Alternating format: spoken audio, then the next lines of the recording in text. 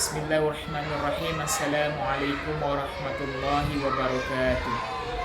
Innal hamdalillah nahmaduhu wa nasta'inuhu wa nastaghfiruh wa na'udzu billahi min shururi anfusina wa min sayyiati a'malina. May yahdihillahu fala mudilla lahu wa may yudlil fala hadiya lahu. Rabbi shrah li sadri wa yassir li amri wa hlul 'uqdatam min lisani yafqahu qawli. Rabbi zidna ilman warzuqna fahman. Baiklah, pertama-tama kita bersyukur kepada Allah Subhanahu wa taala. Demikian salawat dan salam buat Nabi Muhammad sallallahu alaihi wasallam, rahmatan lil alamin. Bila saya akan meresume dari makalah kelompok 4 yang berjudul model dan gaya kepemimpinan.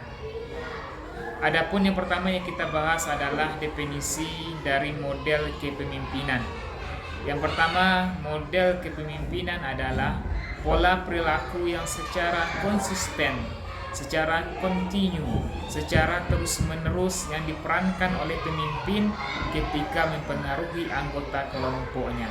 Itu yang telah dituliskan oleh Muhammad Busro.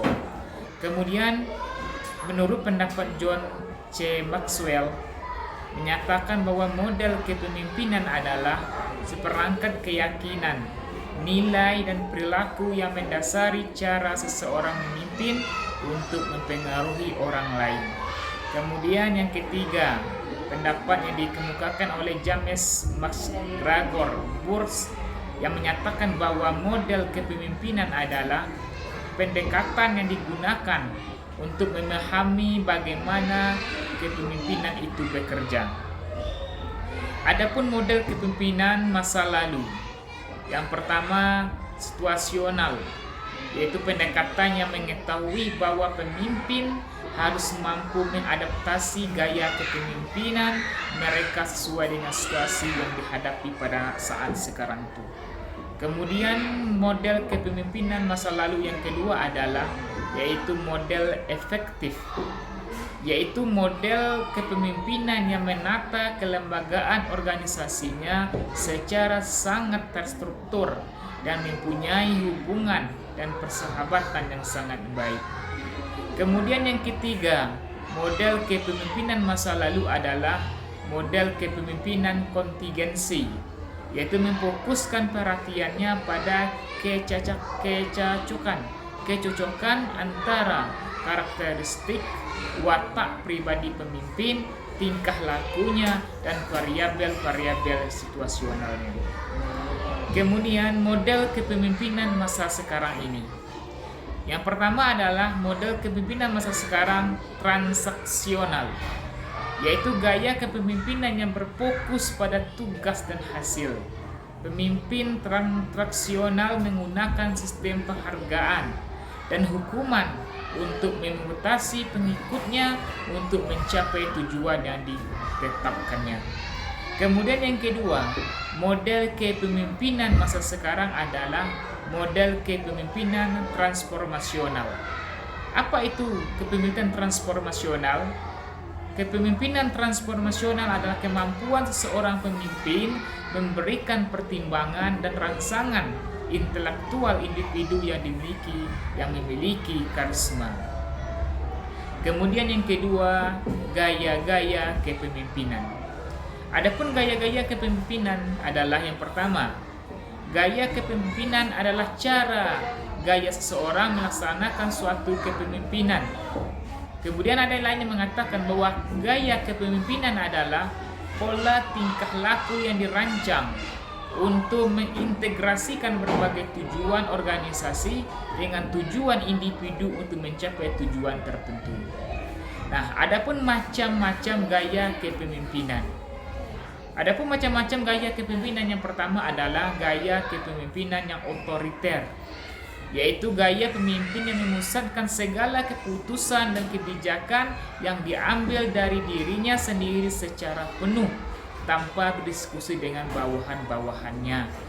Kemudian yang kedua, macam-macam gaya kepemimpinan demokratis, yaitu pemimpin yang memberikan wewenang secara luas kepada para bawahannya. Kemudian gaya kepemimpinan yang ketiga adalah laissez-faire, yaitu pemimpin yang memberikan kebebasan dan otonomi yang besar kepada pengikut atau bawahannya.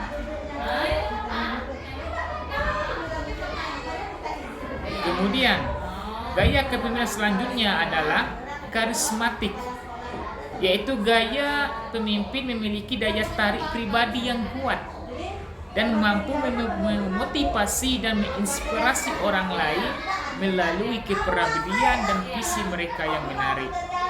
Kemudian yang seterusnya, gaya kepemimpinan adalah gaya kepemimpinan diplomatik, yaitu kepemimpinan yang menekankan pada diplomasi, negosiasi, dan penyelesaian konflik.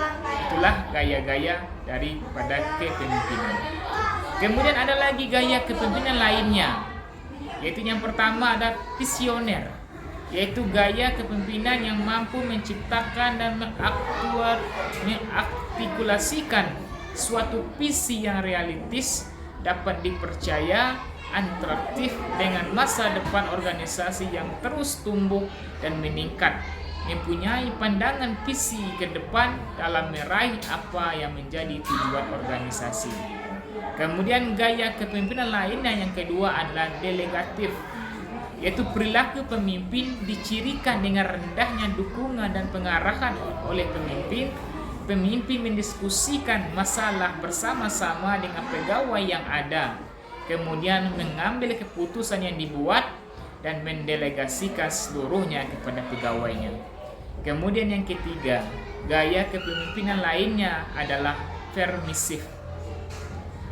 Sebagaimana dijelaskan oleh Deresler tahun 2010 menjelaskan bahwa pemimpin permisif memberikan kebebasan kepada bawahannya sehingga bawahan tidak mempunyai pegangan kuat terhadap suatu permasalahan. Demikianlah tentang gaya dan model-model kepemimpinan yang dapat saya sampaikan. Mohon maaf atas segala kekurangan dan kesalahannya. Saya tutup dengan wassalamualaikum warahmatullahi wabarakatuh.